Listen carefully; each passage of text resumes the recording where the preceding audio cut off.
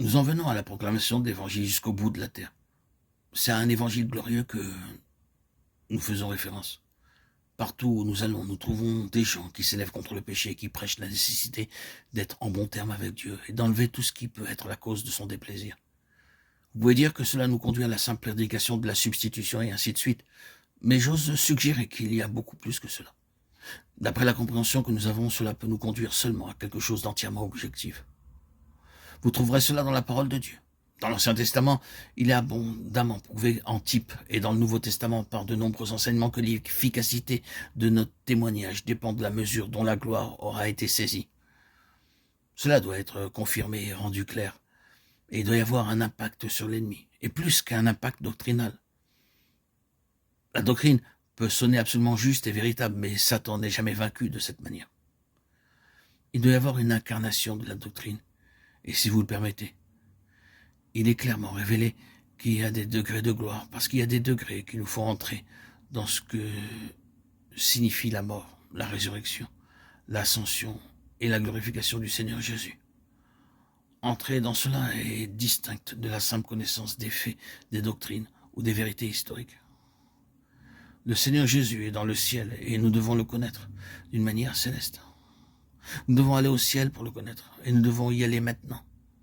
Une église qui s'accroche à cette terre et devient une chose terrestre est une église impuissante.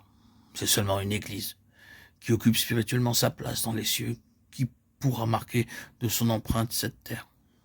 La mesure dans laquelle vous êtes émancipé de cette terre et de ce monde en connaissant une vie dans les cieux sera la mesure de votre impact et de votre témoignage sur cette terre.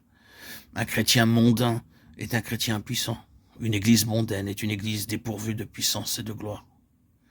La position divine du Seigneur Jésus doit être quelque chose dans laquelle nous devons entrer. Et cela nécessitera toute notre vie pour pouvoir entrer en partie dans cela. Si vous marchez avec le Seigneur sous la main du Saint-Esprit, vous ressentirez que vous devenez de plus en plus dans l'esprit étranger sur la terre. Et que de plus en plus, les choses qui ne sont pas d'ici-bas deviennent les choses qui sont votre vie. Ce n'est pas simplement et seulement une déclaration de fait. C'est le véritable test de votre niveau de vie spirituelle. En progressant, les choses qui sont au-dessus doivent devenir de plus en plus partie de notre être et sans lesquelles nous ne pouvons pas vivre ici sur cette terre. Dans la mesure où cela est vrai, nous avons la puissance contre l'ennemi et pour le témoignage. Il y a des degrés de gloire résultant de la mesure de Christ qui aura été saisie, et ce degré détermine la puissance du témoignage sur la terre. Cela peut paraître évident de dire qu'au début, dans le livre des Actes, le témoignage dans le monde connu de cette époque comptait pour quelque chose. Il y avait un impact et on pouvait parler de ces hommes qui avaient mis le monde sans dessus-dessous. Acte 17:6. Il y avait une immense influence, un ascendant. Satan était puissamment actif, mais il était sans cesse battu. Et pourquoi? Parce que le peuple du Seigneur avait une grande mesure de la gloire de Christ. Par le Saint-Esprit, cette gloire était venue dans l'Église. Et c'est pourquoi l'Église pouvait servir ainsi de témoignage. Ma démarche consiste à montrer que l'Évangile que nous avons reçu. N'êtes-vous pas d'accord pour dire qu'un des plus grands besoins, si ce n'est le plus grand de notre temps, c'est de redécouvrir la grandeur de l'Évangile, de le faire sortir de cette petitesse et de cette dépréciation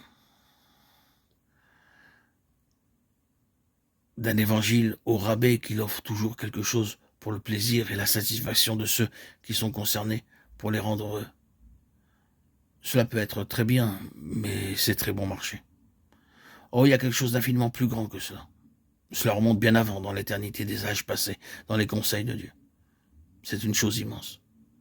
L'univers sera rempli de la gloire de Dieu et le vase dans lequel cette gloire est déposée et par lequel elle est révélée et manifestée, c'est l'Église, la ville sainte, Jérusalem, descendant du ciel d'auprès de Dieu, ayant la gloire de Dieu. C'est à cela que nous sommes appelés. Non, ce n'est pas un petit évangile, c'est l'évangile de votre salut, mais aussi le mystère de l'évangile.